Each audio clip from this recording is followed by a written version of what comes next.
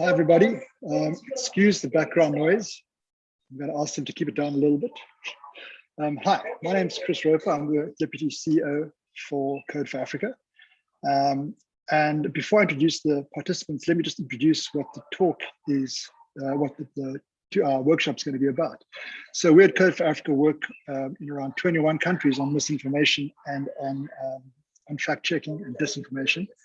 And so what we thought would be very useful for this talk is to get 4 representatives of the top investigative labs, digital investigative labs, and fact-checking organizations across the continent to talk about particular country-specific examples of disinformation and misinformation.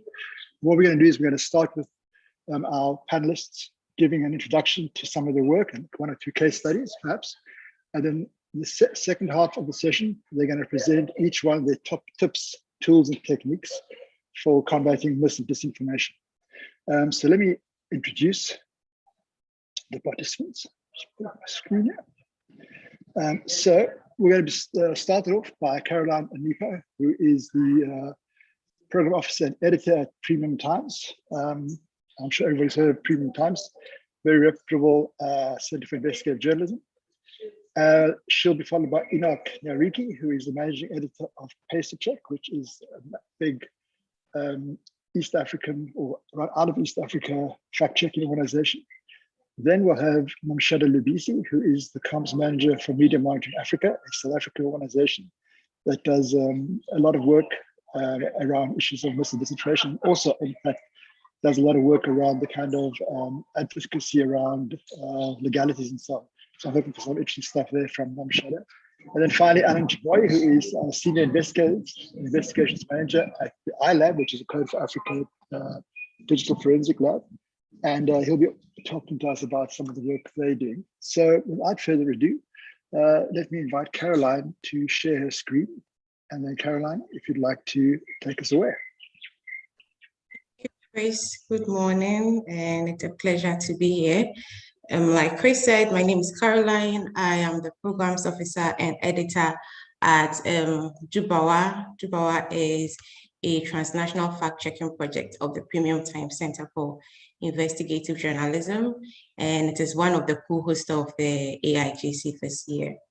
So let me go into my slides, just a minute.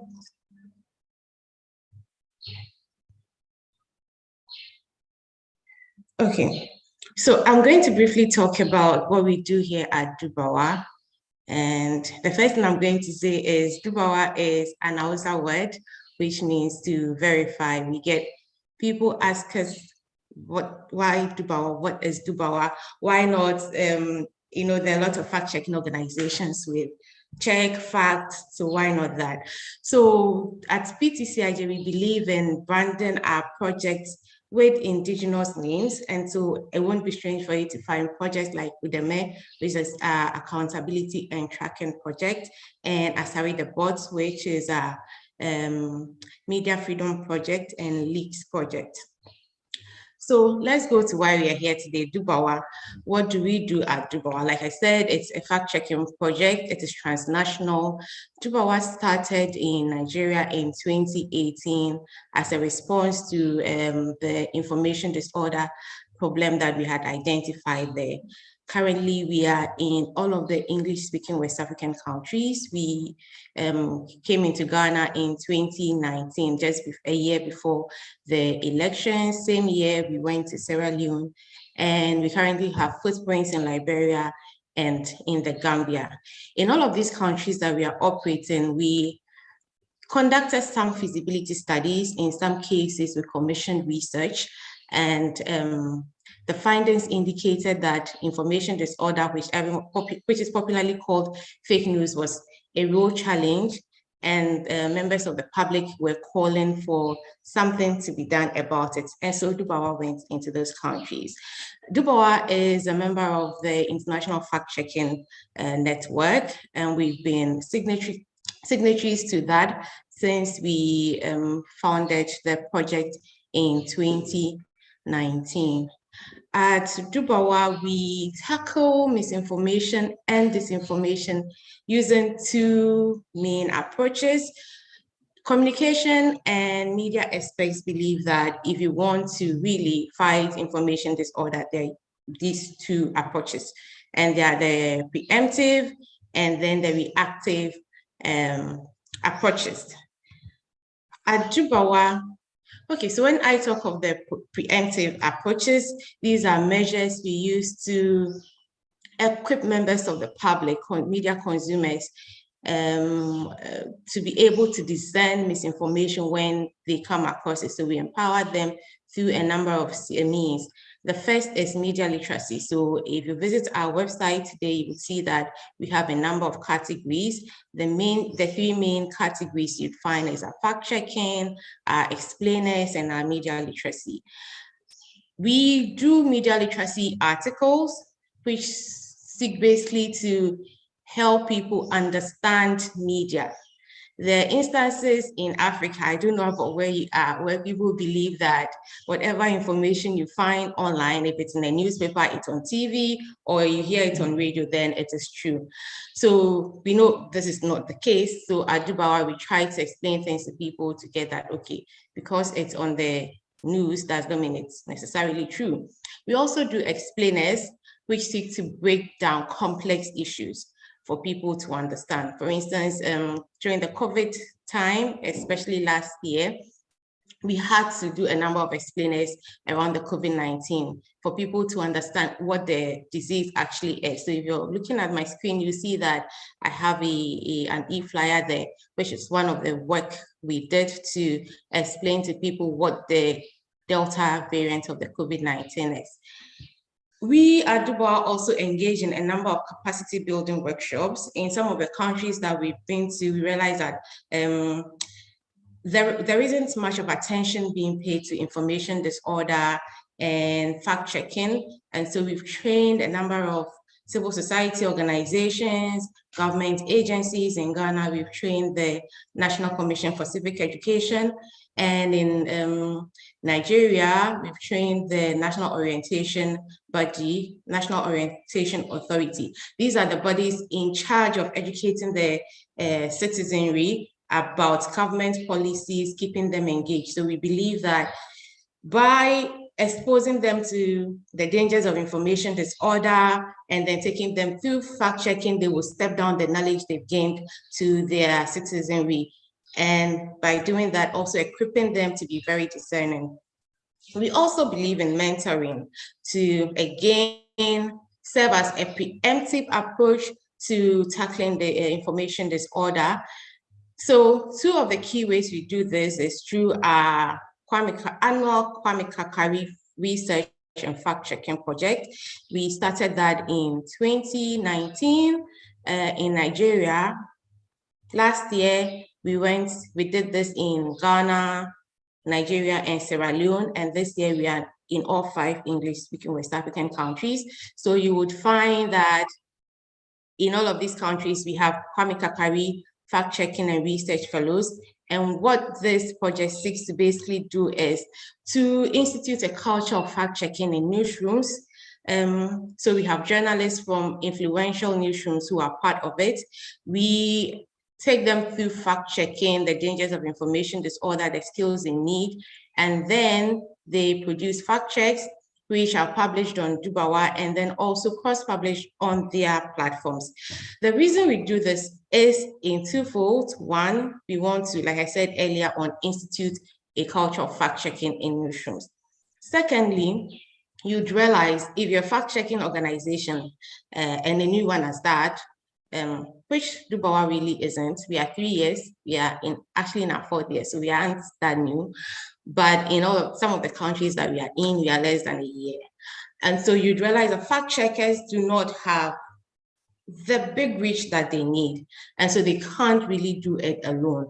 And so we believe that working with journalists and people in the media would expand our reach. And we are serving the public good, the grassroots. So what good is it if you're a fact-checking organization, you do your rigorous checks and everything, and at the end of the day, it is just on your website. And so we work with these newsrooms to increase the reach of our fact check and to serve the purposes that they are supposed to.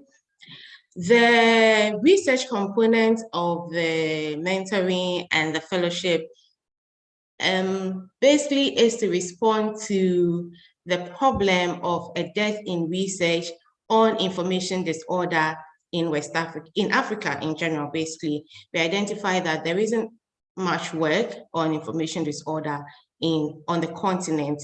Most of the work that has been done is usually from the US. We wanted to respond to that. And so we have a number of academics on this fellowship across West Africa who are investigating and researching information disorder in these 5 English-speaking West African countries to contribute to knowledge around it. So this is part of the Dubawa's Information Disorder Analysis Centers project. The final thing on the preemptive approach that we do is what we call our next generation project. And under that, we have our campus fact-checking project as one. So we identified in some of the countries that we work in that there's a lot of ethical lapses when it comes to the practice of journalism in those countries. And then also one of the challenges, the reasons why these problems exist is because in some cases, the literature indicate that there isn't enough practical lessons for students of journalism or people who eventually become journalists when they are in schools. And so Dubawa said, okay, so why not groom these people, give them the opportunity to practice while they're still in school so that by the time they come out, they are already pros, they are experts, and they know that before I send anything to publish, it must be verified and it must be fact-checked. Yeah, so these are the preemptive approaches that we use at Dubawa.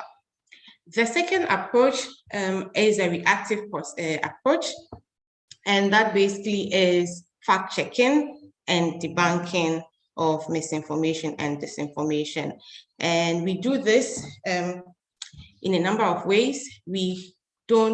At Dubawa, we do general fact-checking. So you'd realize that we fact-check and debunk misinformation around politics, the economy, popular myth. In some cases, I'm sure I don't know if you've heard, but in my country, they say that if a woman is pregnant, she isn't supposed to eat snails, otherwise the baby will come out with droopy lips and mouth and all of that. And so we debunk some of these popular myths.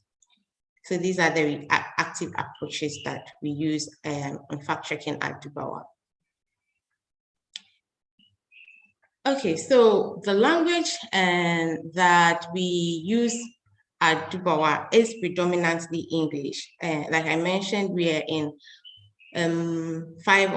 all of the English-speaking West African countries. And in all of these countries, English is predominantly spoken. So this informed our choice of using English. But then also we believe that the information that we churn out should reach the grassroots, and most of them, unfortunately, are not English literate. And so we need to break it down for them. And so recently we started pioneering our indigenous language fact-checking. We started this in Nigeria. In Hausa, we've already started working on Yoruba and Igbo translations of our fact-checks on the Dubawa website. So we do text-based reporting, which you'll find mostly on our website and shared on all our social media platforms. And then also, again, on the continent, or at least in the countries that we operate in, we realize that, also backed by literature, that people do not really have a lot of time to read all the fact checks, everything that we publish. And so we have devised other approaches to catch that niche of the public. And so we also produce e-flyers or fact cards. So these are just very simple. We just summarize the claim and then we put the verdict, and then again, a brief summary of the verdict or conclusion, so that even if you do not have a lot of time, just by looking at this card, you actually get all of the information. Then again, increasingly people are moving to audio visuals.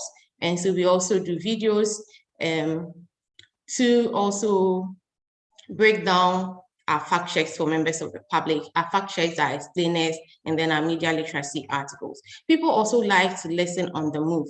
And so we've responded to this segment of the public also with our podcast. You find all of those on our website. So at Dubawa, our processes are quite rigorous, scrupulous, and sometimes I am sure that some of our fact checkers have said too frustrating, but this is for a purpose. We believe that as fact checkers, we should not be fact checked. Sometimes it cannot be avoided, but as much as possible, we try to not be fact checked. So we have a very scrupulous selection, research, writing, and editing process for all our fact checks. And this is across all the countries that we work in. So there are actually 6 main processes that we go through before you find a fact check on our website or on any of our social media handles. The first thing we do is that we identify a specific claim that we want to fact check. And this can be done by the editor, any member of the team. Fortunately for us at Dubawa, we are a member of we are a project of the Premium Time Center for Investigative Journalism. So we are actually a very big team. So all of our colleagues at the center help us in identifying claims. And then also, like I mentioned earlier on, we've trained a number of journalists, civil society organizations in the countries we operate. And so they have become a cohort of Dubawa, and so they support us in identifying claims. We have a tip line on our social media platforms where people can share with us information they want to be fact-checked. So this is how we gather information at Dubawa. Once we identify a claim, we assign it to a team member who is available and can quickly take up the work. In some instances, we've had researchers having to collaborate, work together, because we are responding to, even though this is not too much of something that we do, fact checkers do not really rush, but sometimes we believe that we need to be timely. And so if we realize that timeliness is an issue, we need to get it out there quickly. We assign multiple researchers. A case in point would be the December elections in Ghana. Just, I think, 7 days or so before the elections, there was this viral video that the president of Ghana had received a bribe of about 40,000 Ghana cedis whilst he was still president. And this, had it been true, would have been a serious issue. I think it's illegal or something. And so because we're in our election year, it was just about, our elections was on 7th December. This video came out, I think, on the 1st or 2nd. We needed to quickly respond to this because you know that misinformation can influence the decisions that electorates make. And so we assigned multiple researchers, 3 in this case, and they were able to get this done, I think, within 2 days. So sometimes we assign to multiple researchers. The next process is our research and writing step. And again, this is a very, very scrupulous process because researchers have to ensure that they've covered all loopholes and that they've used all available sources and materials in their reports. After this, we have a first level editing. I say first level, which implies that there is a second level. We do this because, again, we do not want to be fact-checked, and we as fact-checkers do not want to be the ones spreading information disorder. And so we have a first level editing and then a second level editing. Even before this, too, our researchers themselves are to ensure that they've done their own editing, they've covered all the loopholes, all the gaps, so that when it comes to the first and second level editing, there isn't a lot of back and forth, which sometimes there is, because again, we are looking at ensuring that we cover all loopholes. The final process is the publication of the fact check reports. Okay, so I've mentioned that at Dubawa, we do not want to be fact checked, and that we try as much as possible to be on point. but then sometimes not of our own volition or our own doing, we have to update content or make quote unquote corrections. And this is one of the things that it's one of our standard procedures that we make room for correction. In case you find that there's new evidence, you have to update your content. A case in point would be again last year during the COVID, when the World Health Organization recommended that the wearing of face masks should be left for just health workers. And then later on, the stance of the WHO changed, and that now we find that all of us have to wear face masks. In that instance, if we need to go back and then update any of our fact checks, we do that, and we clearly indicate that so this correction has been made, and it was made in this paragraph, and it was informed by so and so decision. So this is basically what we do at Dubawa and processes. Chris, I'll come back later to talk about fact checking during elections. Thank you very much, Caroline. I just want to check everybody can see me. Yeah, thanks so much for that. Let me invite Enoch to present on PesaCheck. Enoch, are you able to share your screen? Yeah, let me go right ahead. Thank you, Chris. As soon as you've shared, you can begin. Okay. Okay, I hope you can now see my presentation. We can. Awesome. Yeah, so it's loading. Yeah, so as Chris introduced me, my name is Enoch Nariki. I work as the managing editor for PesaCheck, and I've been at the organization for about a year and a half now. You want to reach out to me? There goes my email, enoch@pesacheck.org. So I work with so many fact checkers and editors and other copy editors. And PesaCheck is in 12 African countries, both in West Africa, in East Africa, and some parts of Central Africa. We've grown rapidly in the past year because of the spread of misinformation touching on COVID and scams. So we're also members of the International Fact-Checking Network, just like Dubawa, and we tend to share a number of standards, like very high standards of fact-checking. So because of our wide coverage, we've noticed that misinformation actually spreads in even local languages, and that's hard to detect when you are relying on some tools, tech tools, AI, and I'm going to share part of that in the second part.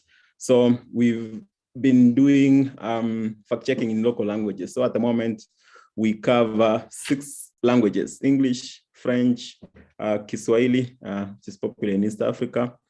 In Ethiopia, we have Amharic, Afan-Oromo, Tigrinya, and we're looking to even do fact checks in more languages. So yeah, so the things I'll touch on are the types of disinformation or misinformation, how to spot that. Later, I'll talk about some tips like the tools you can use to verify and how to build resilience against the disinformation campaigns. Yeah, so our friends at First Draft, who specialize in conducting research on misinformation and disinformation, came up with this good chart to classify the 7 common types of disinformation. So the first one is satire, and I'm going to give a couple of examples on how that can be misleading. And then we have like outrightly misleading content. We have imposter content, which is a lot of what we have seen in the past few months, being spread across many countries, and the trends seem to be the same. And we have fabricated content, we have false connection, false context also, and even manipulated content.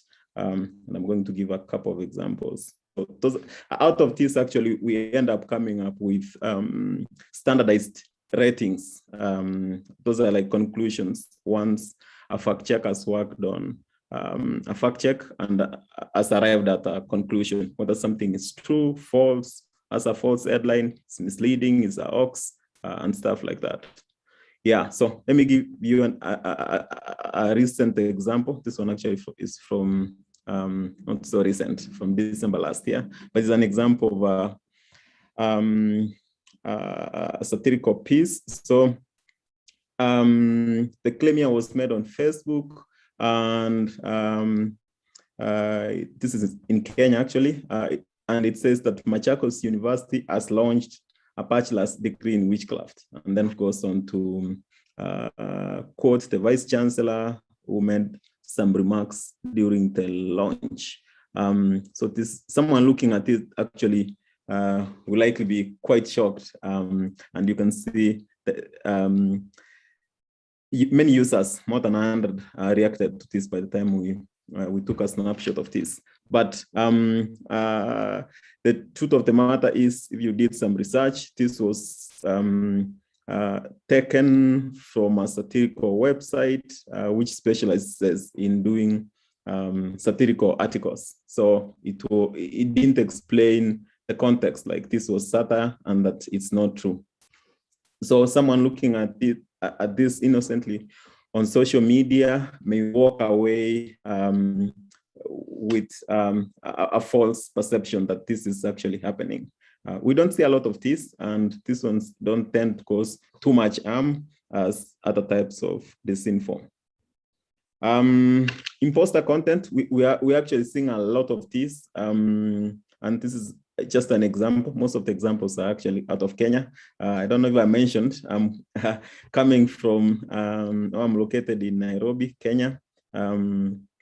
So this example is a fake quote attributed to the Deputy President of Kenya. And this quote was reportedly published by the Star newspaper in Kenya. That's one of the leading dailies, sorry. The Star newspaper in Kenya, and NTV, which is also one of the leading TV stations. Yeah, but that was actually not true. Both media organizations denied carrying those quotes. And at the moment, because media organizations have been testing or using digital cards to publish their content, which is easily consumed and is shareable on social media, those who spread disinformation have actually taken advantage of this. They're now making up fake quotes, and which are emotive, which spread so fast. So we're seeing a lot of this. Another one is actually, which we've begun to see a lot of, like in the last 2 or so years, is the spread of scams, job scams. Someone creating a fake Facebook page, impersonating an organization, and then going to Google Docs, listing a job ad. And then users are asked to either make a payment to be considered, and then they're given assurances that they are likely to get a job. And if not, they'll get the refund, the money they paid. It's sure not so much. It's like about $3, 3 to 4, around there. Yeah, but if you can imagine this message spreading to millions of users or even hundreds of thousands, and some end up paying, then that's a lot of so we are seeing a lot of this, not only in Kenya, in Tanzania, Uganda, and even Ethiopia. So this is also a trend that we've been debunking, because it can lead to real world manipulation is also something we are seeing a lot, especially during elections and political campaigns. This was, I think, from a few months ago. Just a few examples. We have debunked so many of these. The claim here is, and this was, I think this is from Twitter. Yeah, and then we had another example from Facebook. So the claim here is a Ugandan politician Bobby Wine or Robert Chagulanyi meets former US President Barack Obama. And then this is the image. But this is actually manipulated. This is the original image, which dates back to 2015. Obama was with the Indian Prime Minister. So this is something we see a lot of, and it can be used to influence voters making decisions, where someone can take an image, either use false context or manipulate it, have other people inserted in it, and then they use that to promote a certain agenda. Okay, so I'll briefly talk about some tips on how to spot the misinformation, and then later I'll give more examples and be more specific. So one thing that we do, we actually also conduct a lot of training, and we offer mentorship to journalists looking to set up independent fact-checking desks, because you can't fight misinformation alone. The ecosystem is so polluted. There's so many false claims being spread, and it takes time to even debunk one. So to help us fight against misinformation, we tend to encourage other journalists, the mainstream media, even in community media, to join the fight, set up independent fact-checking desks, and even incorporate fact-checking in their day-to-day work, because you don't want to imagine mainstream journalists who are trusted to give the public accurate information contributing to the spread of false information. It happens, but that's why we're coming together to do that. So some of the tips we give is, if you see something like recently in Kenya, I think last week, we saw, maybe last week or early this week, we saw news which was spreading fast that a former Attorney General in Kenya, Charles Njonjo, was dead, and everyone was talking about it. But if you look at the source, it's not one that you can trust. So if you see something like a big breaking news story, and then the source is not one that is not to break such stories or carry trustworthy information, then you should ask questions. And then the next thing is, of course, checking the author. Is this someone who is not known in this field to do a good job? Are they real? Is it something made up? Check the date, because sometimes those who spread misinformation can take an image or a video from like a few years ago, and then they use it and then pretend that this one shows current events. We are seeing a lot of this in Ethiopia. Ethiopia, as you might know, is experiencing a crisis in the northern part, the conflict between the central government and the regional government of Tigray. So a lot of misinformation actually spreads because of the use of old images, which are used and with texts claiming that these old images are showing things happening at the moment. And then if you're looking at headlines alone, you know that the current business models encourage people clicking on links. So we've seen a lot of blogs, especially tending to cheat in headlines. Like they promise you a lot of stuff in the headlines, but if you go to the body of the story, you don't find that information. So just go beyond the headline to try and see if the information they have promised in the headline or they have published in the headline is actually in the body of the story. And then see if you can find supporting sources. If it's only one source that carries such a big story, like for example, the death of a president, or let's say a curfew being announced, or someone saying is no more curfew, as it is in, I think, many countries in Africa experiencing night curfews because of COVID. If you see such story, you're like, is anyone else carrying this story? If it's such a prominent story, then you expect the mainstream media at least to be to have that story? And is it a joke? If it's and this is where satire comes in. Like someone can publish something that is satirical, which is meant to be consumed as fun, but then if you take it too serious, you might be misled. So you should also look at that. And you can also ask experts, like fact-checking organizations or specific experts in the field, if it's something like medical claim. Yeah, so these are some of the pointers if you are trying to establish whether some claim is true. So I'll come back later to try and give you some tips on where we see a lot of misinformation spreading, how you can set up listening signals, how to build resilience, and some of the tools you can use to verify images, video, websites.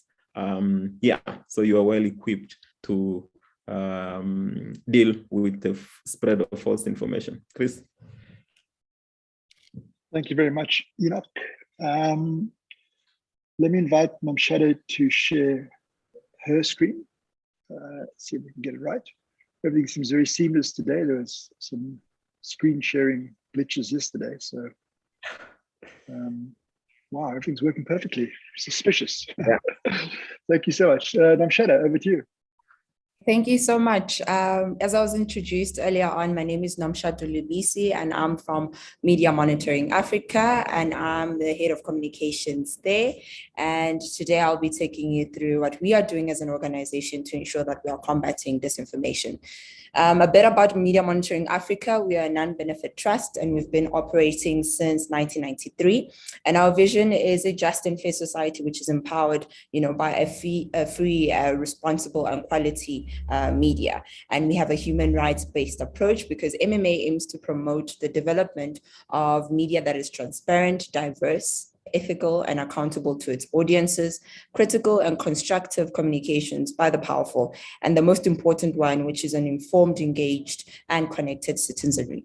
We are funded by local and international funders, and we use machine learning to help hold media accountable. I'll touch a little bit on that later, even though, yes. So why should we be actually caring about disinformation, and why is it dangerous? I think in the beginning, we were asking the question of, is disinformation simply competing ideologies? Because digital media obviously has created an opportunity for citizens to be able to voice their opinions on societal issues, and most importantly, to exercise their freedom of expression. However, the same space is now used by manipulators. Those people are trying to push false narratives, obviously, depending on whatever agenda that they have. And on its own, it's obviously causing, enough to create doubt and mistrust. And I think COVID-19 has really brought that to the forth, that, mis and disinformation is really there to just shake up the conversation around COVID, if it exists or if it doesn't.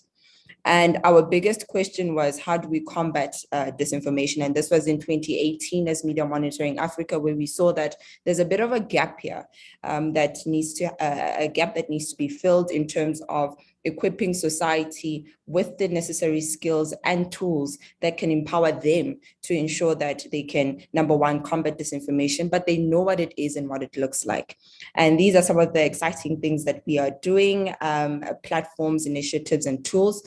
So we have the Rover mobile app, No News extension, the Real 4-in-1 complaints system, the political advert repository, and obviously the biggest one as well, protecting journalists. I'll obviously be elaborating on these later on. But first, I'd like to start with our biggest one, which is the Real 4-in-1 platform. And this was our tool that we initiated, or our platform, sorry, that we initiated in 2019. And basically 4-in-1, for those who don't know, it actually means information, and it's our play on words over there. So this is a platform that we launched in 2019 as a way of us ensuring that the public has a place to go to report any disinformation and misinformation that they see online. However, I'll go further into it as well. We are not only looking at disinformation and misinformation, but we're also looking at other digital offenses as well. So this platform is open to all South African citizens who would like to submit a complaint. The way the platform is designed is that it needs to obviously have an element of digital literacy and also an element of explanation as to what happens to your complaint from the time you submit it to the time it's being reviewed to the outcome of the complaint as well. What is exciting is that we now also have an app for it, which is obviously making it a bit more user-friendly for those that have smartphones.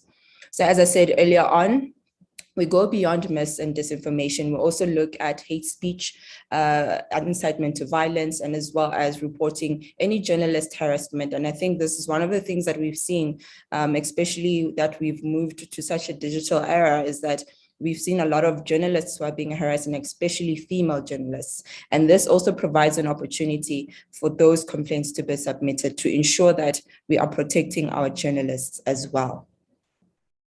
Now, since January 2021, even though now we're currently obviously in between our elections in South Africa, there has been about 55 takedown requests sent to platforms, mainly Facebook and Twitter, and 85% of these cases has been speedily removed. And examples of these, are disinformation about COVID-19 and or vaccines, and obviously repeated offenders, repeat offenders such as your racism and your hate speech, to name a few. And just to give a bit of a breakdown of all the complaints by platform and percentage, I think this is going to be interesting because it really highlights where most of this activity happens.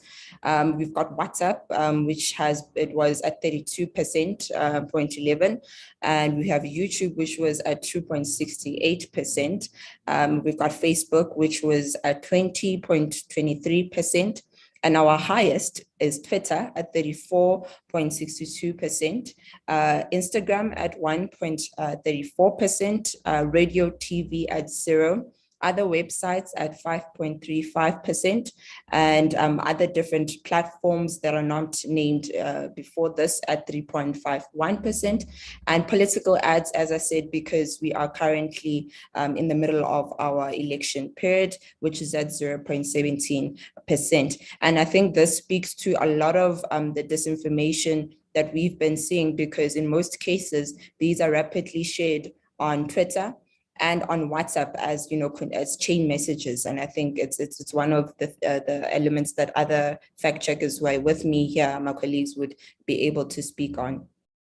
As I mentioned earlier, we have a Rover mobile app, and this is basically an app as well that is there to empower citizens to be able to train themselves on how to spot disinformation and to also test their skills as well. And it is done and designed in such a way that it brings in a fun element that will allow people to really go and challenge themselves into, reading and changing their behavior with how they take information on social media.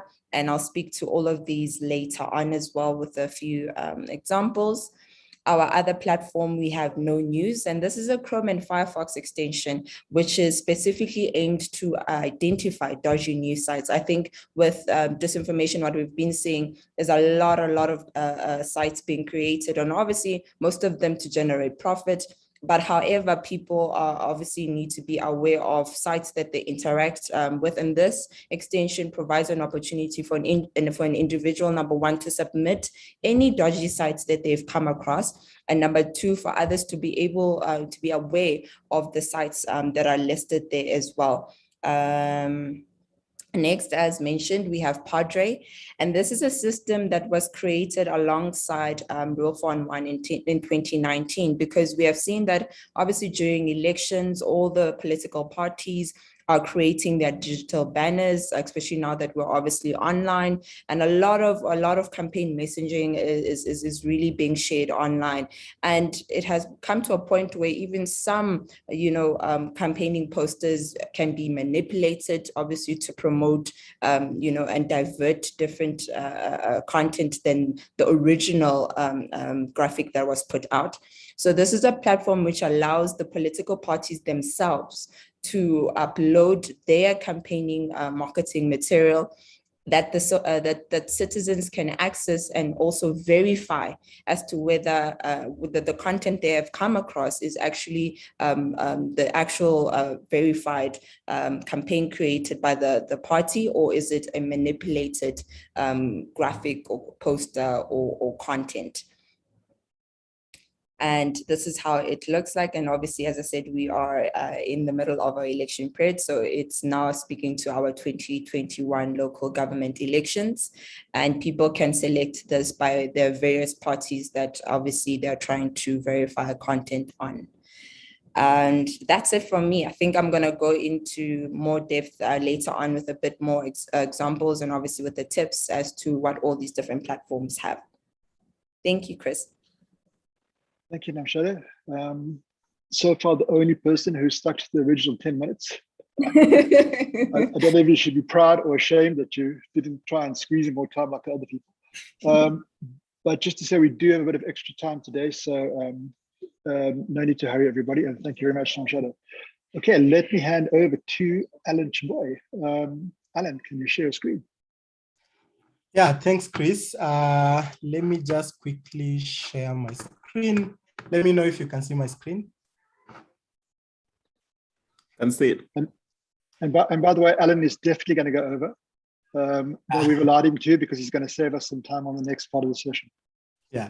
So particularly today, and let me just go into full screen. Just a minute.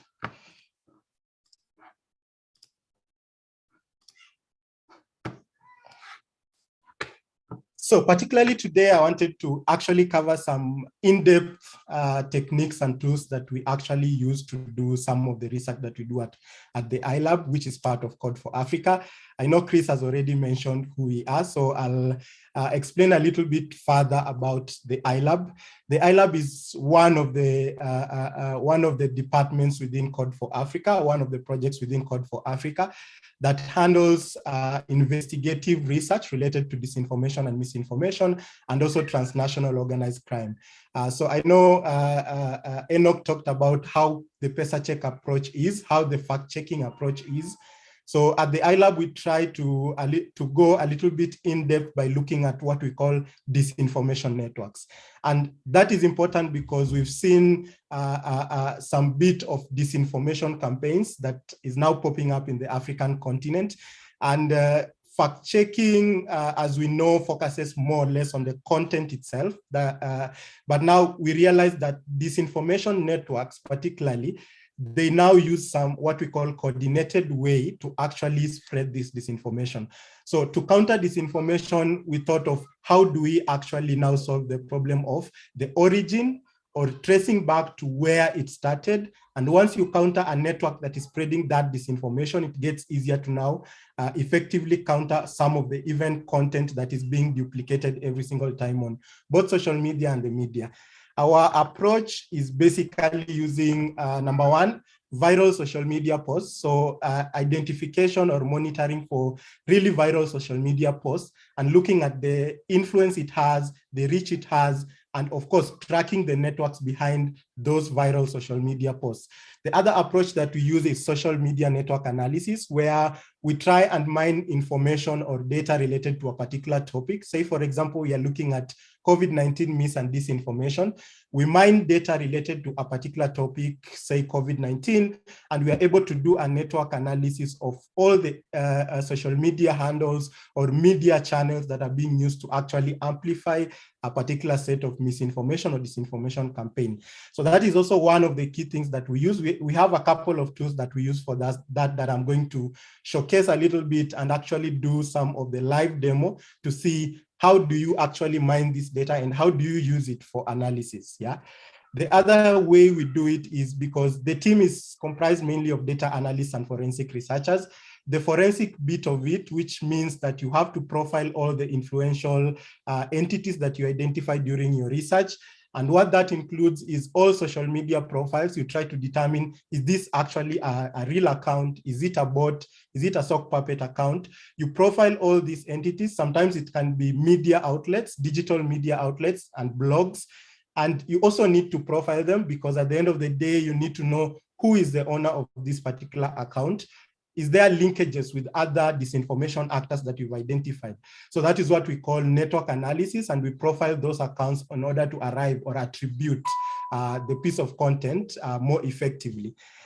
So let's look at some of the research tools that are used specifically for this. One question that I've actually included on that slide is, I've been asked several times, what is the one tool? And what is the one tool that is used to identify misinformation?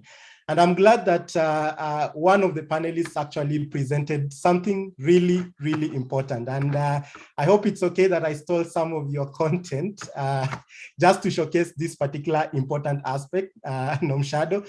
I'm hoping that that's okay, but it's really important because where is misinformation or disinformation actually happening?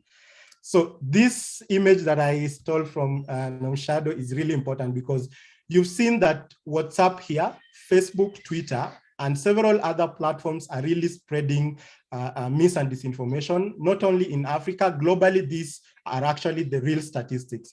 So we thought, how do you actually investigate mis and disinformation on Facebook and also arrive at the attribution aspect, yeah? Not only on the content aspect, but you also try to look for the networks, you try to look for the origin of that disinformation content.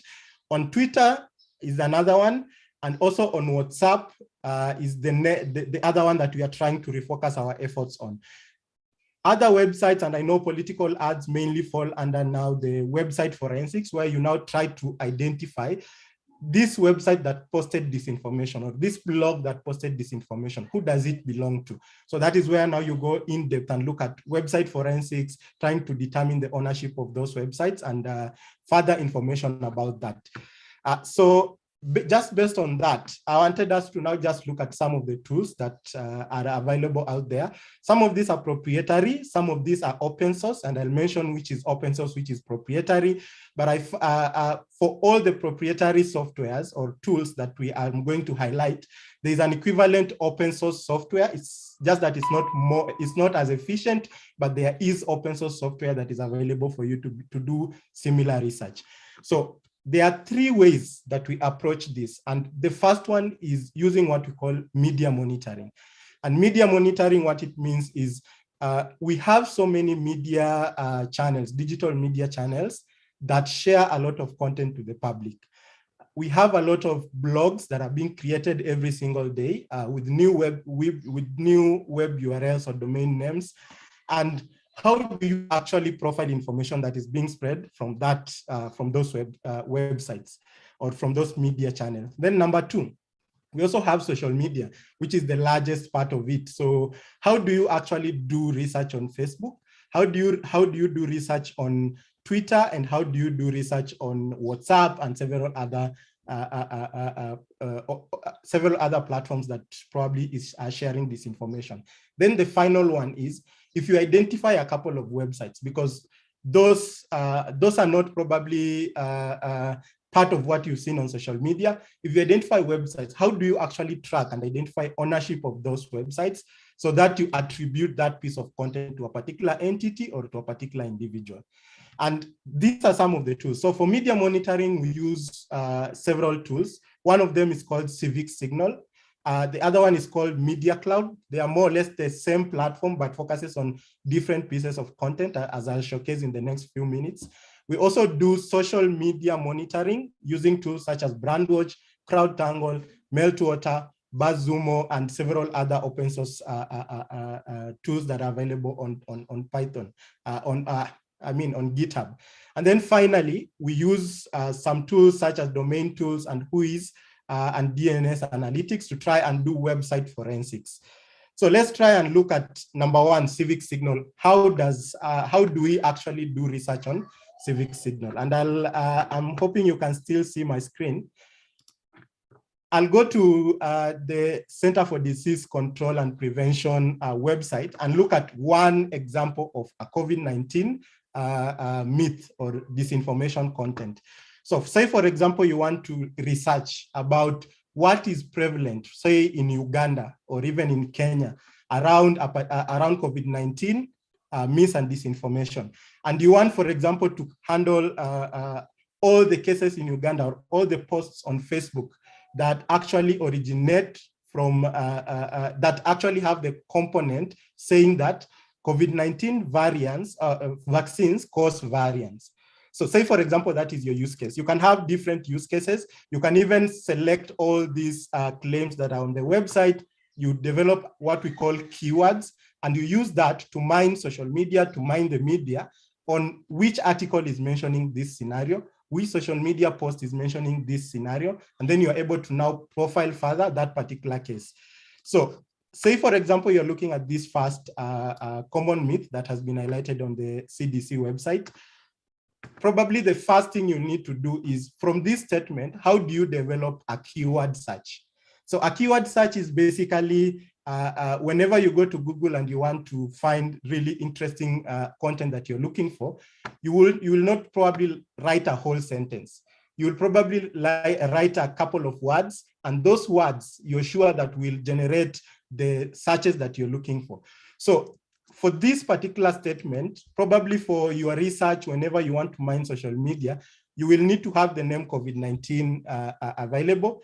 You will need to have the name vaccines available and variants, so that you're able to extract all the posts either on Facebook, on Twitter, or on the media that are talking about COVID-19, vaccines, and the variants.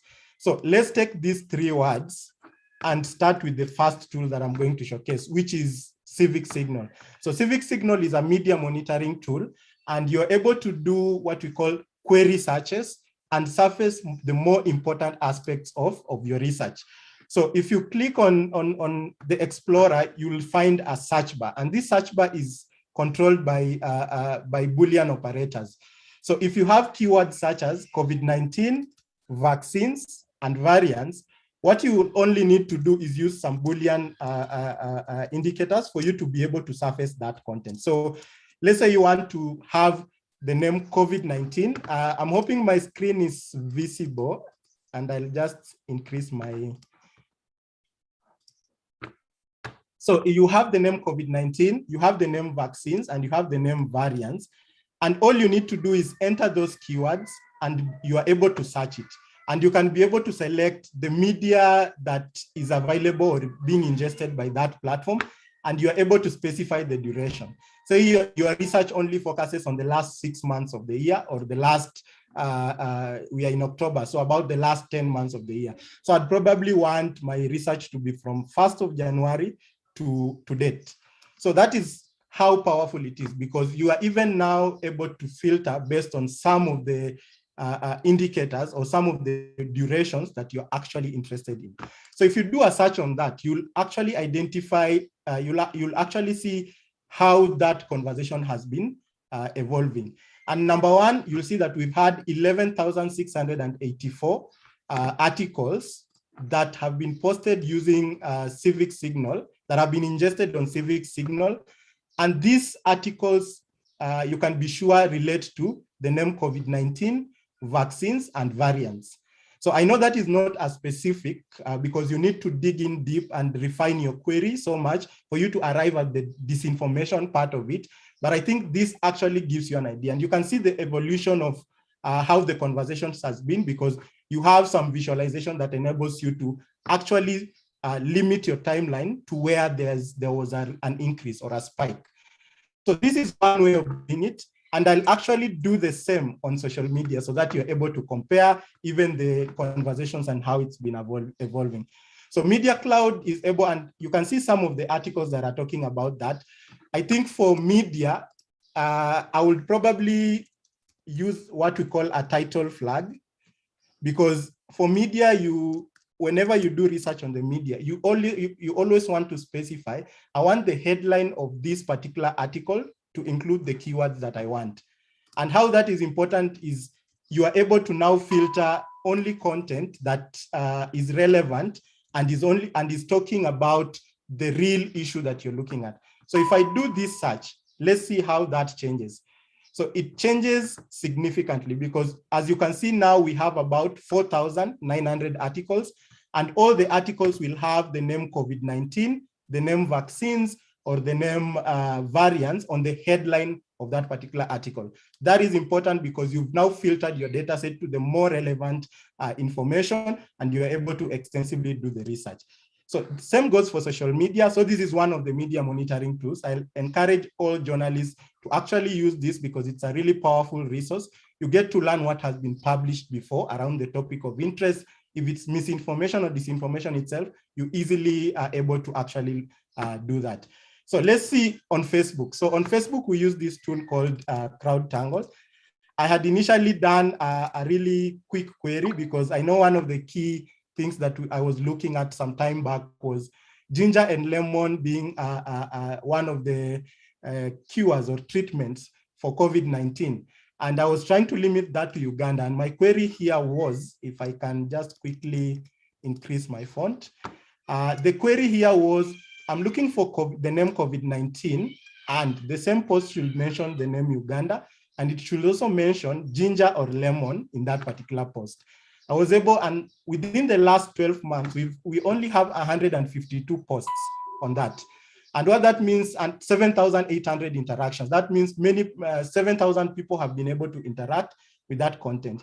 And if you actually look at that, the first Facebook post that we find, it has the name COVID-19.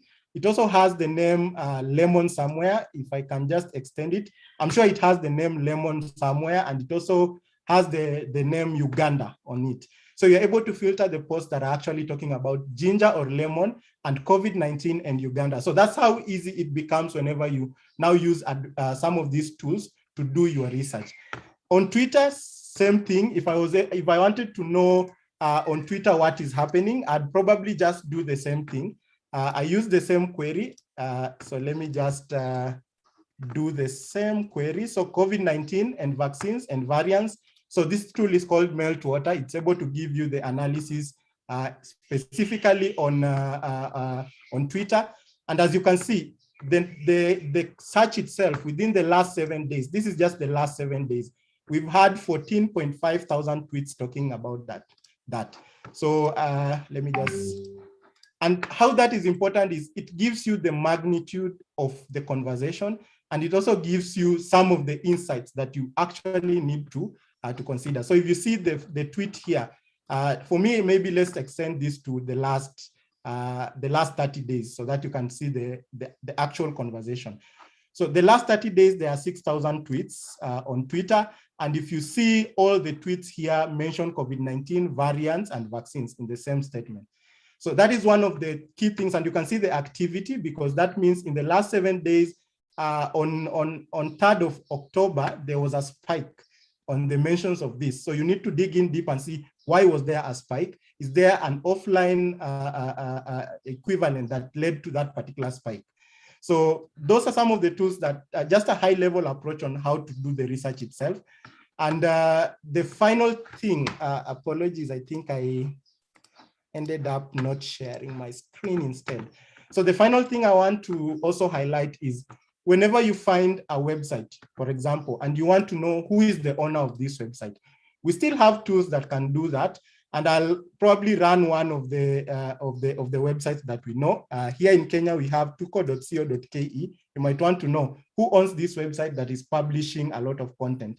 Not saying it's a disinformation website, but it's one of the websites that I've just thought about. So you can quickly just run it, and you'll see that the website itself, we have some bit of information on the ownership, where it's registered. As you can see, it's registered in Berlin, I think. Yeah, and it's registered under a name called, or it's redacted, but the organization is East Africa Investments Limited. So you're able to actually dig down deep and understand who owns this website that is sharing the interesting content that you're looking at. And you're able to dig down deep on when was this website created. You even have some contact details, for example, that you can use to contact the name of the owner of the website to get further information about the piece of content. So that's just a few approaches that you can use to do your research. And I think one final thing that I've not highlighted is the approach for WhatsApp and Telegram. So WhatsApp and Telegram, as we know, you can't really do you can't really mine data from WhatsApp or Telegram, or you can't really do a targeted search or query search on WhatsApp and Telegram, because these are closed channels or encrypted channels. So the approach here will probably be now based on collaboration with different entities across the continent. How do you find links to publicly available WhatsApp groups? And you're able to join and explain yourself that I'm a researcher, I'm looking at the information space, and you monitor the group for any content, and you're able to now use that data to profile your research at the end of the day. So that is important because you're able now to have even visibility to the closed platforms, not as good as what you have on Facebook or Twitter, but these closed platforms also are avenues of disinformation. So as researchers, we always need to do that. And it's as easy as if, for example, you want to monitor for public WhatsApp groups in Uganda, or let's say in Ethiopia for now, or I'll probably go down to South Africa for today. It's as easy as just doing a query of, is there someone on Facebook who has posted a link to a public WhatsApp group? Yeah. So you are able to just search for chat.whatsapp.com. And once you run this query, you realize that you'll find several links to WhatsApp groups that you are able to join. You're able to filter by a country. Say, for example, if you want to only filter the WhatsApp groups that have been posted and they are based in South Africa, you're able to filter by that country. And that way you join some WhatsApp group. Of course, as researchers, you always need to self-identify. You don't just join WhatsApp groups and you monitor the conversation. You have to identify. If the group administrators are not happy with you, feel free. You, of course, have to leave.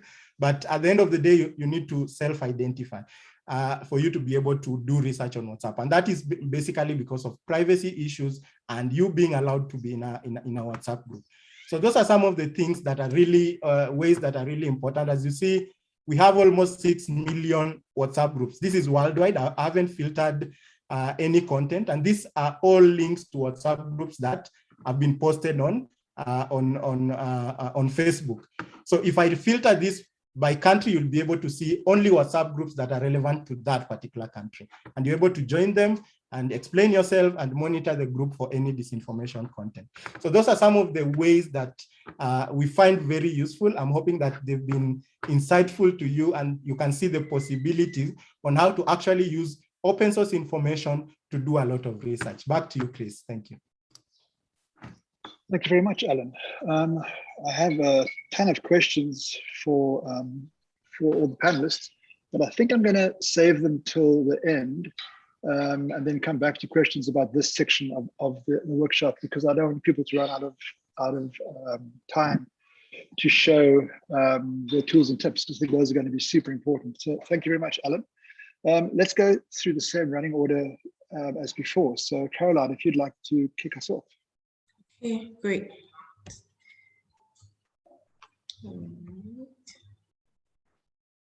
Just a minute to share my screen.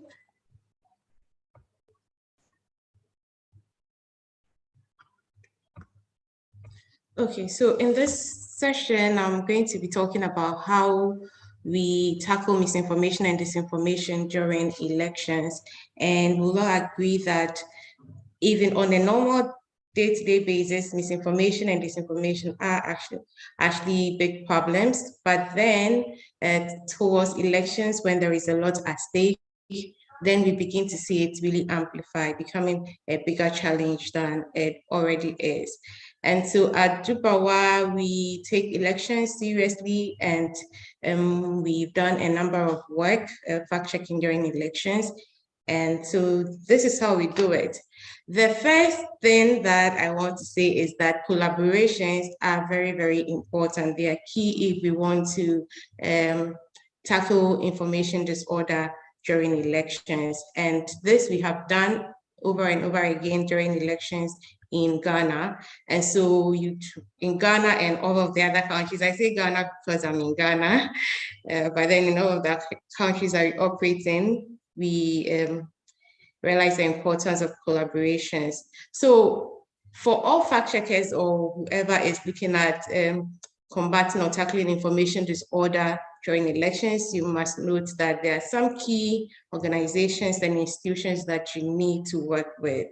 Again, because like I said earlier in the first session, we need to get the fact checks and the information to the grassroots. So we work with newsrooms, we work with bloggers, and then government agencies, election observation groups, civil society organizations, other fact checkers, students, and then other contributors and general members of the public. So with all of these groups, they play dual roles. For instance, newsrooms, bloggers, and then government, all of these groups they can help you identify misinformation, at the same time help you amplify your fact checks to get the necessary reach. So at Dubawa, what we do is during elections, we organize a number of capacity building workshops for all of these groups. And then again, we have identified that on election days, to be precise, there is a lot of misinformation and disinformation purportedly coming from election or voting centers. And so one of the key ways that we try to fight this is by collaborating with election observation groups. So in Nigeria, we already have a student body, we call them our campus reporters, that we deploy on election days to observe the elections and every other thing that's going on, and then report to us so that if there is any viral misinformation that probably there is conflict or violence at the polling station, we can debunk it. In the countries where we do not have this, we rely mainly on election observation groups, reputable one. So in our last elections here in Ghana, we had to collaborate with the Coalition for Domestic Election Observers, which incorporated us in their incident reporting desk. And what they basically did was to help us cross-check information at election voting centers. And so these are very important people to work with. Then I also mentioned other fact checkers. It is very important that we do not duplicate efforts, and so we pool resources together and then get information across to members of the public. Again, we in Ghana have done this with some of the fact-checking organizations here, and then also in Nigeria, we were part of the Crosscheck Nigeria, which was instituted in 2019 to fight information disorder during the period. So during elections, as usual, you have to look at all the usual platforms where information disorder can be found. And like Allan said, one of the ways to identify information disorder is by monitoring the media. And so all of these platforms are important for you to look at: the social media, online portals, traditional media, the radio stations, the TV stations, all of them, you may find information disorder or misinformation there. And then speeches of candidates. Usually we've seen that they make a lot of claims that are unsubstantiated that you would need to look at. Then again, there are manifestos and promises. And you can also rely on the general public to help you with tips. Again, like Allan said, you can use open source tools like CrowdTangle, TweetDeck. He mentioned Civic Signal, Meltwater. You can use all of those. But then there's also the hard way of doing this, which sometimes we find ourselves having to do because there aren't enough tools to monitor media when it comes to the print and then also radio. So you may need to tune into a radio station specific programs, and then possibly you may pick some misinformation where you can verify. So during elections, there are a lot of claims out there, but the common themes that we have come across and which we think you should be on the lookout for during the period would be claims around achievements of political parties and their candidates. So you'd have one political party say that, courtesy them, inflation has dropped or is doing better. That's the second point. And then also on election day, you get to hear or see a lot of claims on social media regarding violence and conflict at polling stations. And these are usually aided by old photos. I'll show you examples of those that we saw here in Ghana during our elections. And then there's also misinformation or disinformation around ballot snatching. Then there is also that of declaration of results, some of them premature, some of them even if they come after the actual results have been declared are often false, trying to knock heads together. So these are some of the claims that at Dubawa, my examples are predominantly from Ghana, again, like I said, because I'm in Ghana. So in the last elections, which was just in December 2020, we had to work on a number of claims. And the examples that Enoch gave earlier of the 7 types of information disorder, we found almost all of them. So there were imposter content, there were manipulated videos, all of those we found. The very first example was an old video which had been resurrected of one of the regional chairman of one of the political parties.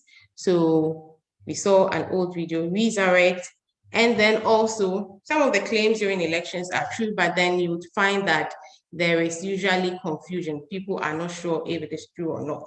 And one that we found during the election that we needed to really help people settle the matter was that the picture of the incumbent and then flag bearer of one of the parties was missing on the ballot paper. And so we had to do fact check. Like I said, we had to partner with an election observation group because we do not have that big a staff size to deploy people to polling stations. So we had to work with Kodeo. And so we relied on their election observer to confirm if it was actually true that the picture of the candidate was missing on the ballot paper, and that turned out to be true. Imposter content, like Enoch said, so the use of influential and credible people to push an agenda. So in Ghana, if you're into music, you know that Shatta Wale is a musician with a large following. So he came up, according to a social media post, he had come out to say that the flag bearer of the opposition political party should focus on legalizing Okada or motorbikes instead of claiming ownership of the incumbent president's policies. But then we found out that this wasn't true. It wasn't coming from him. So be on the lookout for imposter content. Another example of imposter content we found was that the CNN had declared the results of the elections even before electoral body, the Electoral Commission, came out to declare the results. This also turned out not to be true. So again, another example, and we had lots of those in Ghana and in Nigeria. Usually it's a CNN and the BBC because those are reputable media organizations, and a lot of people in these two countries actually listen to them. Again, around elections and the results, we had information that the flag bearer of the opposition had conceded defeat when, even before the results were declared. They said that he had picked up indications that he was going to lose, and so he had conceded defeat, and this turned out to be false. Okay, so in all of our fact checking, since Dubawa started in 2018, there's been some challenges as well as impacts. In most of the countries that we are operating in, we realize that increasingly people are becoming aware of fact checking and the danger of information disorder.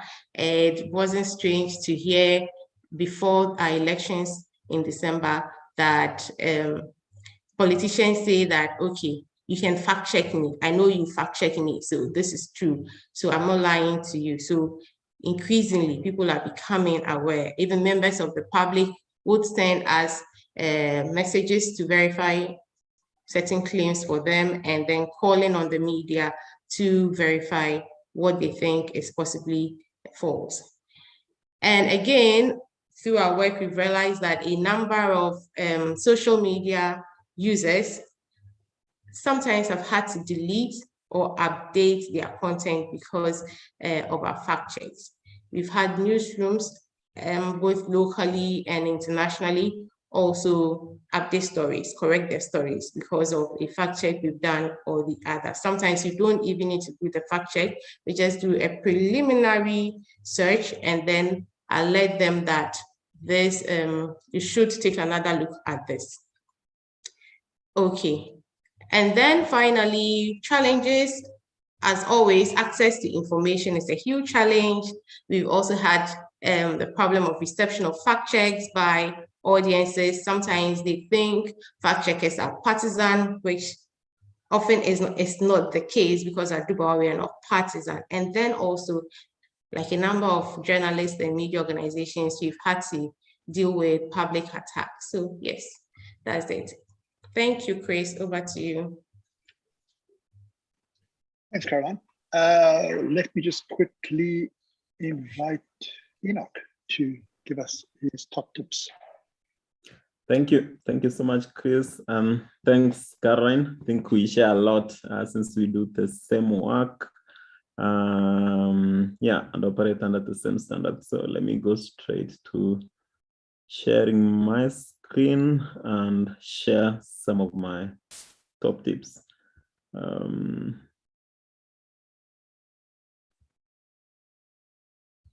Okay, give me a second. Cool. Yes, you should now be able to see my screen.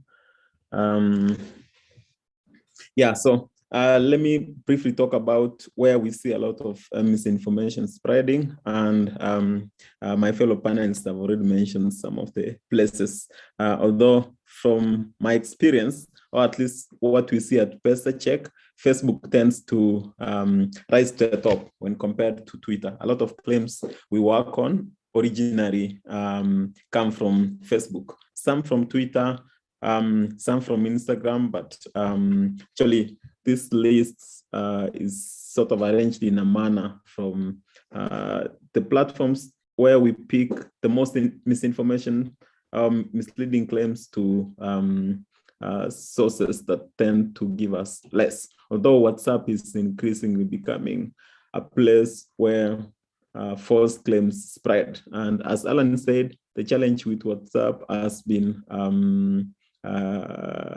very difficult to monitor, because you can't be in people's private groups, family groups.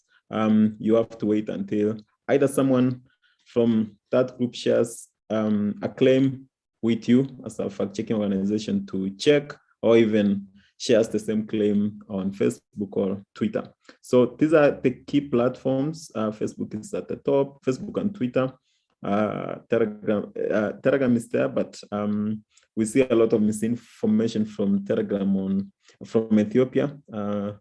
It's used a lot there, and WhatsApp is surging. And we used to find a lot of misleading claims also on blogs, but the trend is declining the past few months.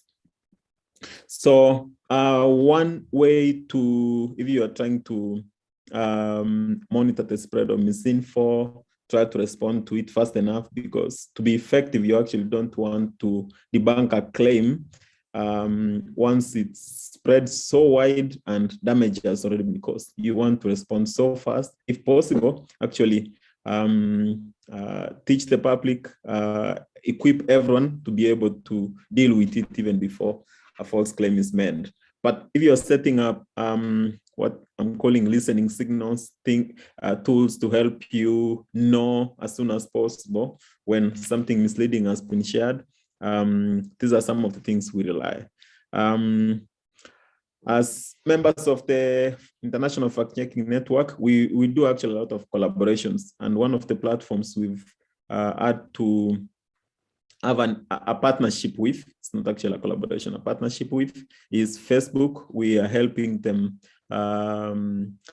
rate the accuracy of claims shared on their platform on Facebook and Instagram. So as a result of that, we have access to some of the claims that users report as likely false. So a fact checker looks at that, looks at the claims that have been flagged, and then decides whether it's something that is checkable, something that is significant enough, because fact checkers can't look at everything. They only look at claims that touch on public interest, things that can cause real world harm. So the Facebook is very important. You can set up Google alerts to know when claims about a certain topic are published, so you know immediately. For example, when COVID started last year, and then we began to see a lot of misinformation using some of the key terms like what Allan showed us. You can set up Google alerts, so you know once someone publishes something that purports to explain cures for COVID, let's say lemon, ginger, or misinfo about vaccines, you can quickly get an alert and spend time investigating that and doing a fact check. And then CrowdTango, and thanks to Allan, I think you demonstrated how you can do such as there. CrowdTango can be an effective tool of monitoring accounts that often spread misinfo, so that it can give you a customized feed of claims. Not all of them will be misleading, of course, but it gives you an opportunity to spend way less time doing research and looking at accounts that are likely to spread misinfo. And it can also give you some stats on what's happening elsewhere. WhatsApp Tipline is another platform that has partnered with fact-checking organizations to try and fight the spread of misinformation and disinformation on WhatsApp. Allan will tell you that they call WhatsApp the dark social because it's very difficult to monitor misinformation there. But at the moment, we're actually making progress. We have a tip line that users can take advantage of to send claims to PesaCheck, for example. I guess some other organizations may also have that. They send claims, and then our researchers will work on that. We'll try and give feedback within 24 hours on whether that claim is true and what the research findings tell us. Sometimes we actually publish fact checks so that we use them to fight the similar claims that may be circulating now on the web. And then open your channels. If, for example, you're working in the misinformation space, you're trying to clean up the airwaves, you can welcome users to send you claims they think are false via Google Forms, very easy to set up, Facebook Messenger if you're on the platform, or even Twitter DMs. Just open, because you never know. Our users tend to send you claims. If they're on Twitter and they see something, they might want to quickly reach out to you. That has been our experience. And I can go to some verification tools, and I think my colleagues have mentioned a few already, so I'm likely to skip some. Like if you are talking of images are currently being used a lot to spread misinformation, and it's becoming very difficult to differentiate between something that is made up, that is fake, that has been manipulated, from an image that hasn't been touched at all. So, but with some of these tools, you can easily tell if an image actually shows what the claim says, even with the digital alteration of the images. But someone needs to have the knowledge and also to spend a few minutes or seconds looking into that. So one of the tools that we rely on heavily is TinEye reverse image search. where you enter an image and then it does the reverse search and tries to give you similar images and where they have been shared and the sources. And then you can go to the original and see if it's actually the same as what you are looking at. Photo forensics is another one. It's a website that will indicate parts of an image that have been altered, and this will give you an idea of whether the image you are looking at is authentic. Another one we use a lot, which is, I think, quite common, is Google reverse image search, where you upload an image and then you search to see where else that image has been shared. And then you can go to the original version of the image. Sometimes you see an image, like I said earlier, in Ethiopia, because of the conflict, the fighting, the famine, we are even seeing images from like 2002, 2003, 2010 being circulated and purporting to show the situation in 2021, which is quite strange, but it's actually happening. So if you, armed with this tool, you can do a quick reverse image search and to tell you, like the image I shared earlier of Ugandan politician Bobby Wine with Obama. You do a reverse image search and you get the original one and you can compare. Okay, audio, we're also beginning to see some false claims, not a lot,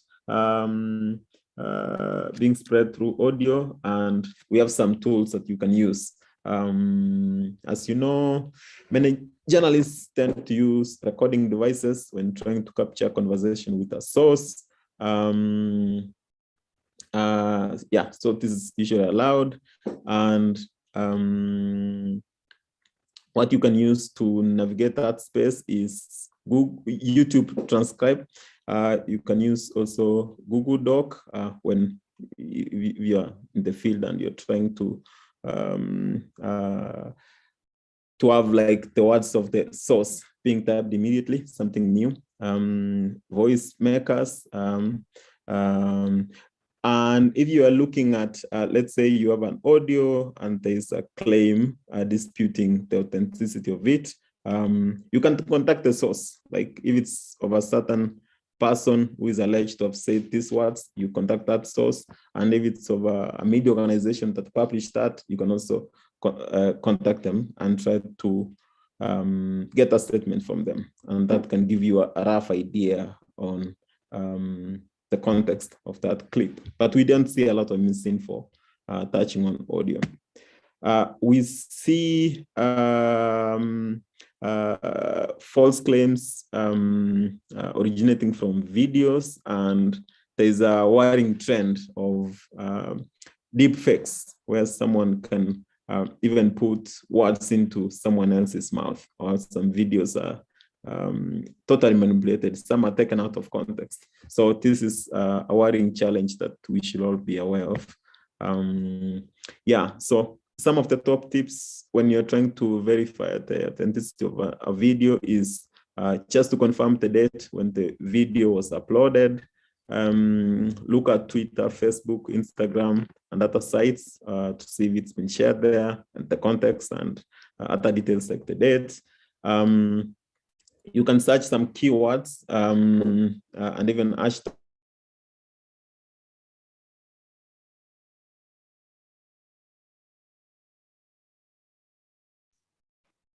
Oh dear, I think we have got a frozen Enoch. Is that correct?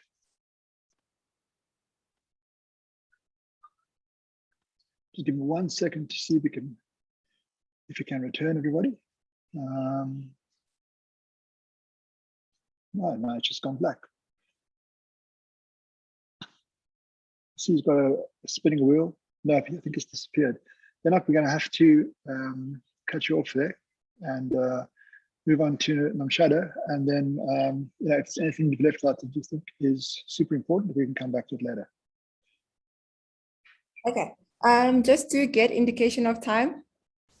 We're doing pretty well, yeah. We have another kind of 25 minutes. It would be nice to save some time at the end though for 1 or 2 questions. Okay. So I'd say if the next two well, Allan actually has stolen so much time that he can barely have 1 minute.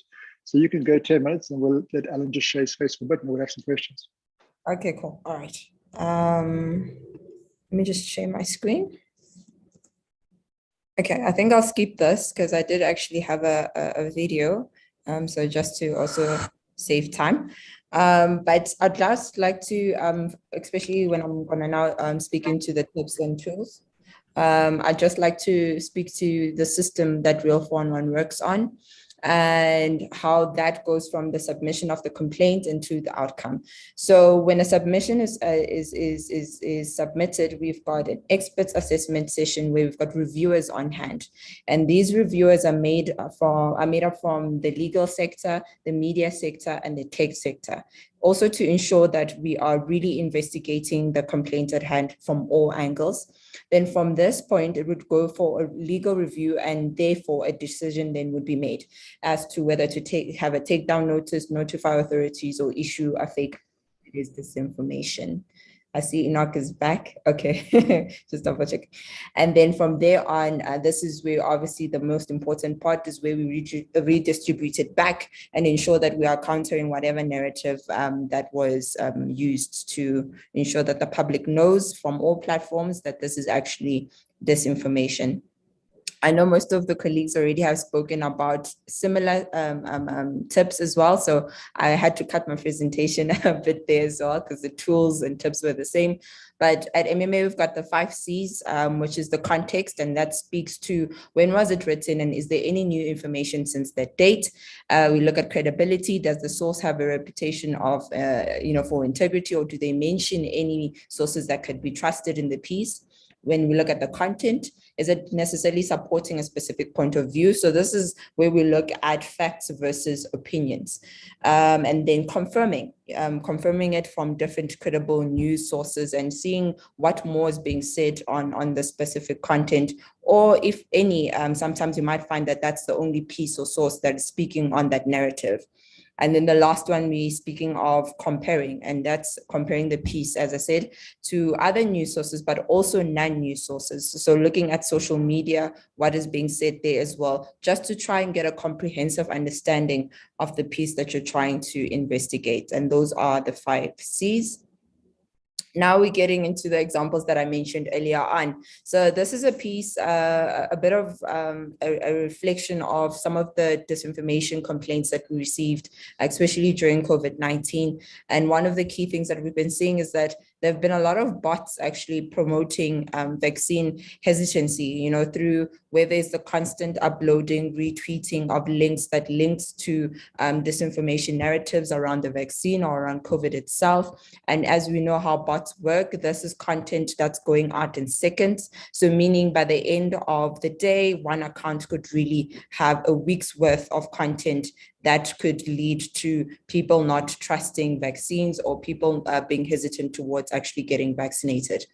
Then the other one as well, I think this has been a global issue and not necessarily a South African context one, but we've seen a lot of vaccination card sales online.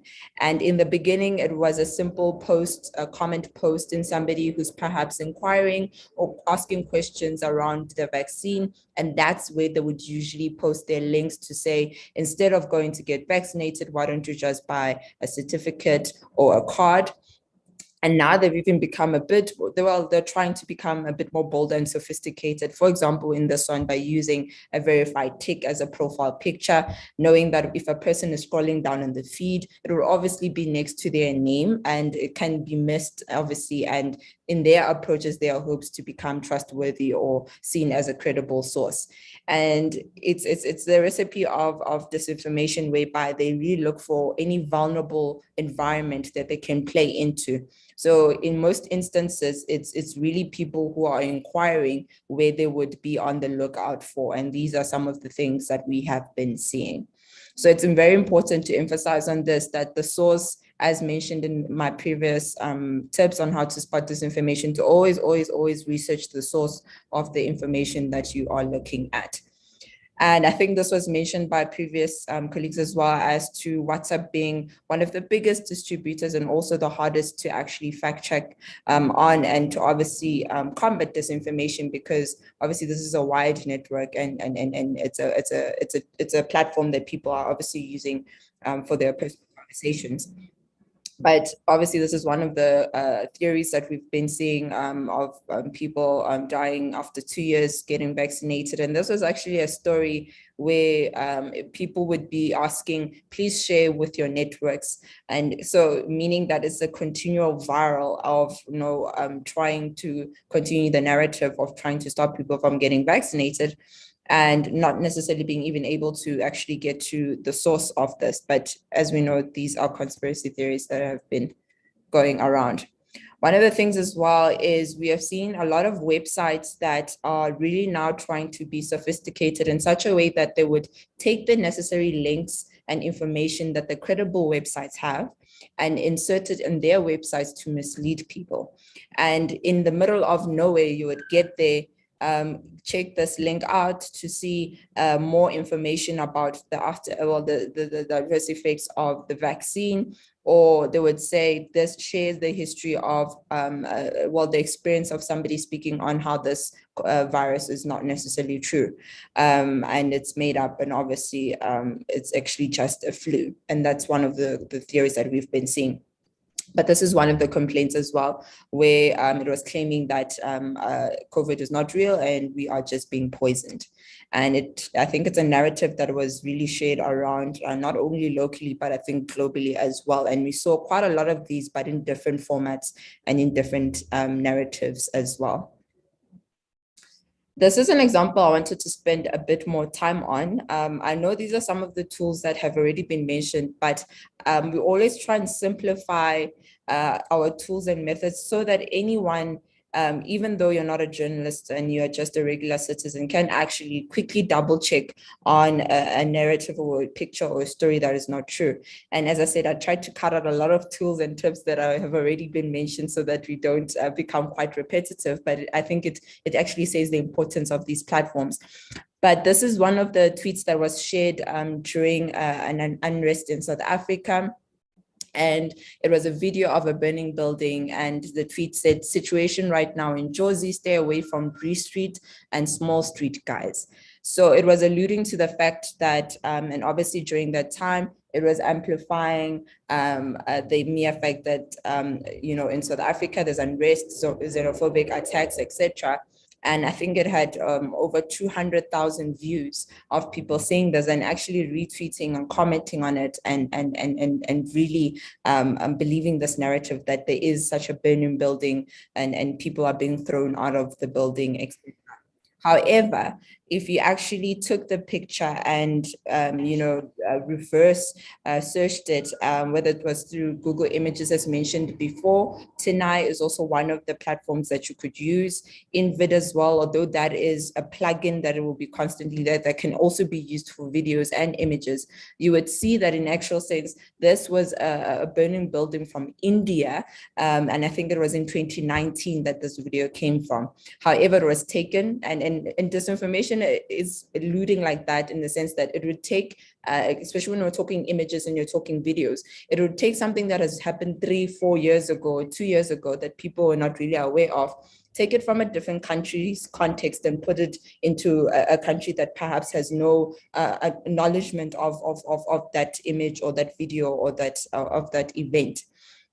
So also speaking to this as well was that we always say, obviously, if those softwares are not at hand, do the further investigation with your own narrative, meaning looking at the location of the video or the image, the people that are within the video or image as well will also tell you the country's context, or give you a bit of an idea of what place it is that it's taking place in, the language that the people are speaking as well. I think if you play this video, you kind of hear that there's no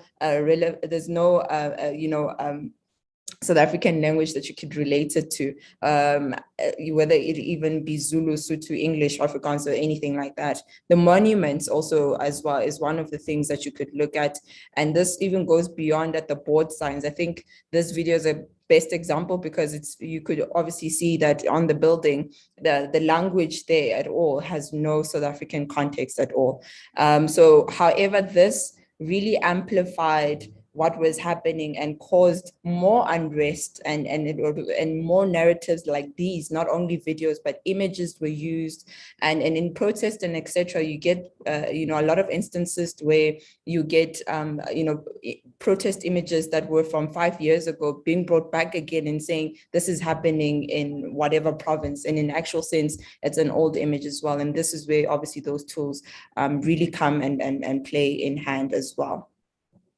This is a video, sorry, that I felt like should be played, especially if we're going to be talking about deepfakes. And I know our previous colleague spoke about that, but I really, really think we need to shine a huge spotlight on it, because the way these videos are becoming so sophisticated, it's really becoming difficult for any citizen to be able to differentiate whether this is really a credible video. And I think we had an instance in South Africa where there was a deepfake video being shared of a specific candidate, and only to find that it was actually a manipulated image, video as well. So I'd like to play this, but only just to show the impact of deepfakes, but also to see how they work.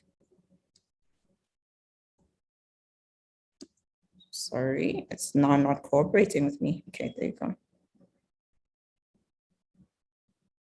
Sorry, can you hear? We can't. You'll have to turn up the sound on your side, I think. I did, it was playing, and I think I just messed it up in some way. Okay, that's fine. Basically, it was a video of Barack Obama, and he was speaking, and obviously in the beginning you could hear his voice, and you could really say that this is really him. I mean, it looks like him, and yeah, to any user who comes across this would really assume that this is him. However, if you actually come to this part, you'd see it's actually an actor who's mimicking. Yeah. I mean, Nomshado, if you really want to play it, you can go back, and if you read the chat, there'll be some instructions how to do it. So if we're pretty quick, we can. Oh, okay. Let me just see. Just check it out the chat. I mean, I can read it to you. When you share clock sound. No, I don't know what that means. Oh, I can stop and try again. Okay, I think actually that would work. I think I'm the one who disrupted the process and stopped it. Let me just do.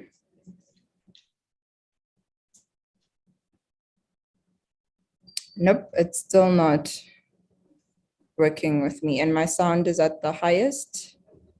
I'm not sure. Okay, no, it's not it. Sorry, I don't know what happened. Monger was right. There you go. Sorry. Okay. We're entering an era in which our enemies can make it look like anyone is saying anything at any point in time, even if they would never say those things. So, for instance, they could have me say things like, I don't know, Killmonger was right, or Ben Carson is in the sunken place, or how about this, simply, President Trump is a total and complete dipshit. Now, you see, I would never say these things, at least not in a public address, but someone else would. Someone like Jordan Peele. This is a dangerous time. Moving forward, we need to be more vigilant with what we trust from the internet. That's a time when we need to rely on trusted news sources. It may sound basic, but how we move forward in the age of information is going to be the difference between whether we survive or whether we become some kind of fucked up dystopia. Thank you. Stay woke, bitches. And that's the video. And I think how scary that actually is to see the sophistication of the technology when we're talking about deepfake technology and AI. However, the reason why I played that video was not, it won't go further. As I said, they've become so sophisticated, but was to also highlight what to look out for when we're actually talking about deepfakes. Because in most instances, there are key little things that you can actually pick up in a video like that to say that, okay, I need to put a red flag on this and actually search further.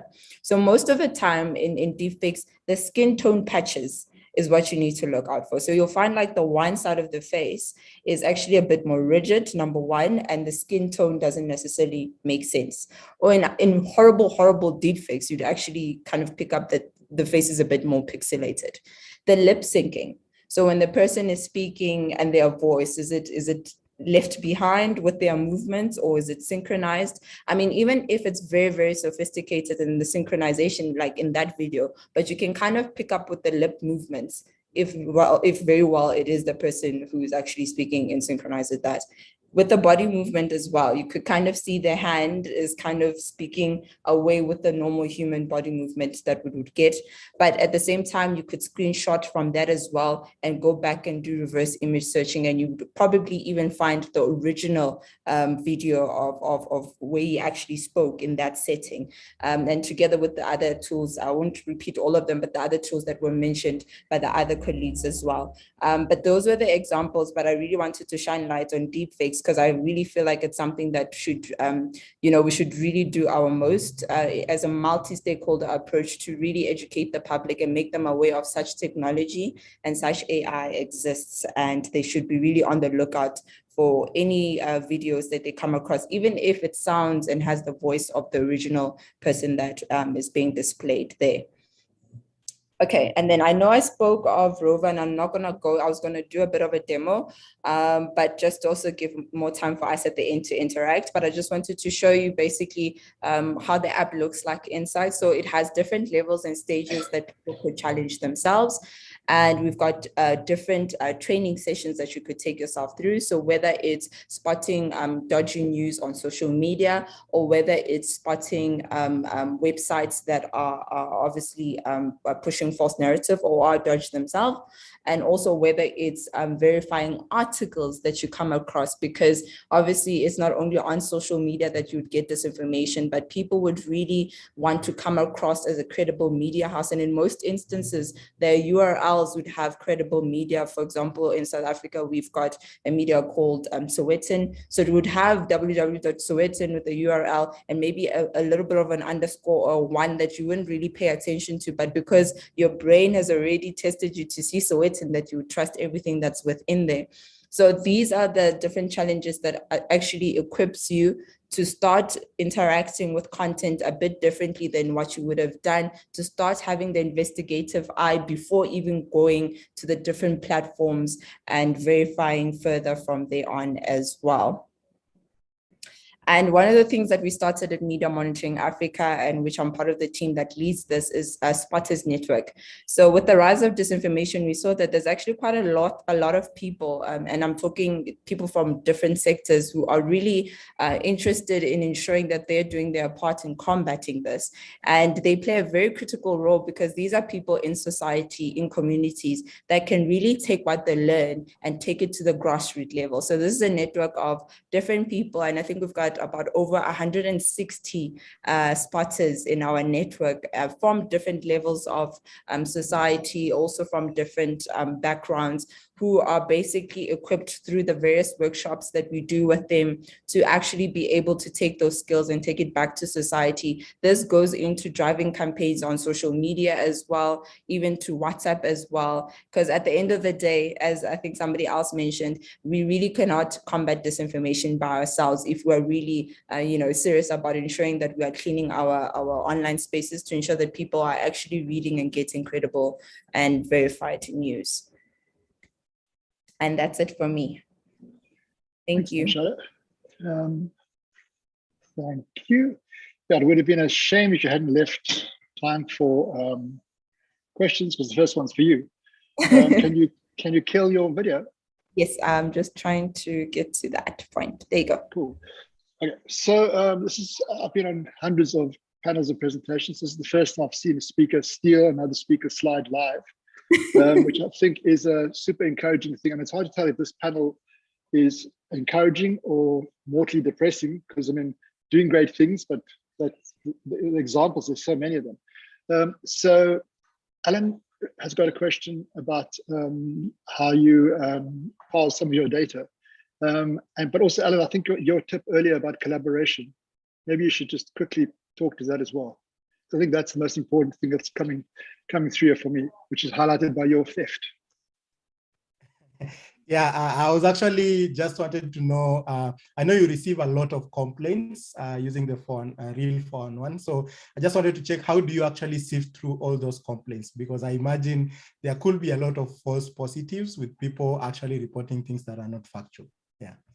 Okay, thanks for that question, actually. So that graphic that I actually showed you was the comprehensive numbers of all the complaints that we've received. And how we actually pull out from that is that when somebody actually submits a complaint, through that whole process, they obviously need to upload the URL. They state their reasoning as to why they believe that it is disinformation. But the most important part, they need to actually tick: did they get it from Facebook? Is it from WhatsApp? Is it from whatever platform? Is it a website, etc., or whichever platform that it is given to? And then from there on, it captures into the system, and we are able to see that this is a WhatsApp complaint, this is a Twitter complaint, this is a Facebook complaint. So in those numbers, there's actually a bit of not a huge difference as to those that were actually deemed as disinformation. As I said, Real Phone One deals with different actually digital offenses. So we're in that as a whole, we're actually looking at hate speech, as I said, incitement to violence, etc. And from that percentage, I think we had, looking at the data that I had pulled that out from, I think we literally had more than 60% of that being disinformation, and obviously the rest being not classified as disinformation and misinformation. But definitely it's literally from what we are given from the person who submitted the complaint, and we are able to take that from the system and see. Obviously, we've got 1,000 complaints from Facebook. We've got 200 from WhatsApp. Thank you, Allan. Okay, a quick question for Enoch and Caroline. So you gave an amazing outline of the kind of editorial process, well, the publishing process, how fact checks arrive at their end product. But you didn't really tell us about how many you deal with. Maybe first, Caroline, then Enoch, you can tell us how many fact checks do you actually do? Like, how do you measure that kind of thing? And then also, what's the kind of impact? What are the takedowns, for example? Are they all taken down off platforms? How does it work? I'll go to Caroline first.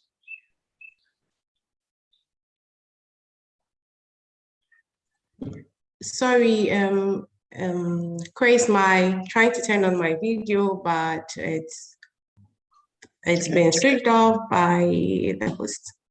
Can you repeat your question? Trying to fix that. Well, I tell you, Enoch, you answer first because we're running out of time, and then Caroline, if you pick up the answer, the question from the answer, you can answer it. And if you don't, I'll repeat it. Enoch. Okay, thank you so much, Chris. So at PesaCheck, because we're in many countries, 12 as I said, and we have more than 20 staff working on fact checks, either researching, writing, or copy editing. So in a month, we do like a minimum of about 170 fact checks, which is quite a lot. Those are those that we used to rate the accuracy of claims on Facebook. And once we do that, then Facebook now decides what to do. Some posts can be taken down. Some will be marked as misleading. And as a result of that, Facebook will slow down the reach. And the data they give us says that once Facebook has marked something as misleading, either an image or a post or a text post, the reach is reduced by usually by more than 90%, and more than 95% of people who see that flag don't even click on it.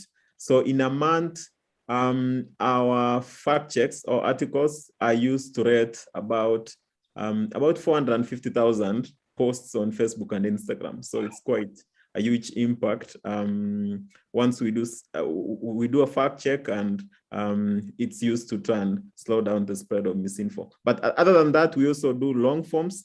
Sorry, I had a power outage, so I didn't get to show you one thing. And I think Nomshado did a good job of explaining videos. So one thing I wanted to explain is, or show, is some of the long forms we do to try and educate members of the public on how to spot these kinds of disinformation campaigns, looking to harvest their data, scams.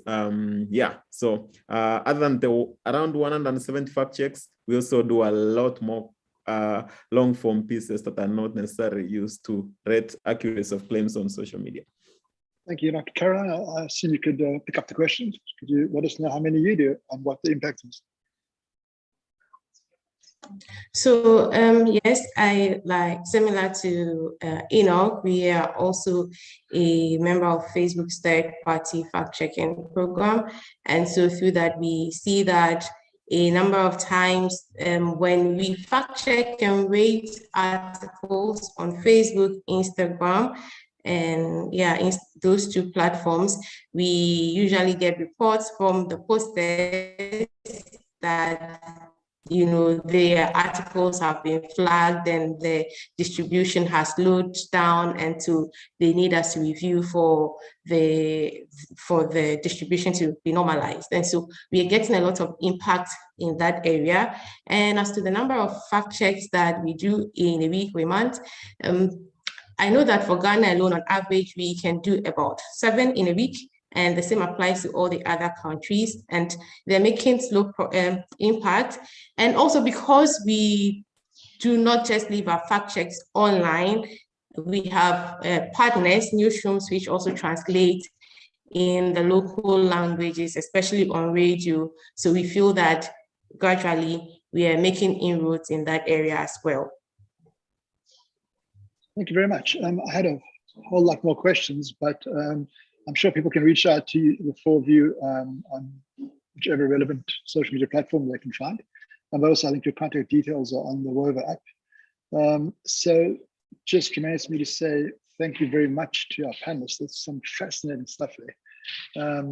I know that this has been recorded, so it will be going up online in a couple of days. Just a couple of announcements from AIJC. One is that at 1 o'clock today, Alistair Arter, who's one of the great African data visualization people, will be doing an effective data storytelling session, so you must catch that.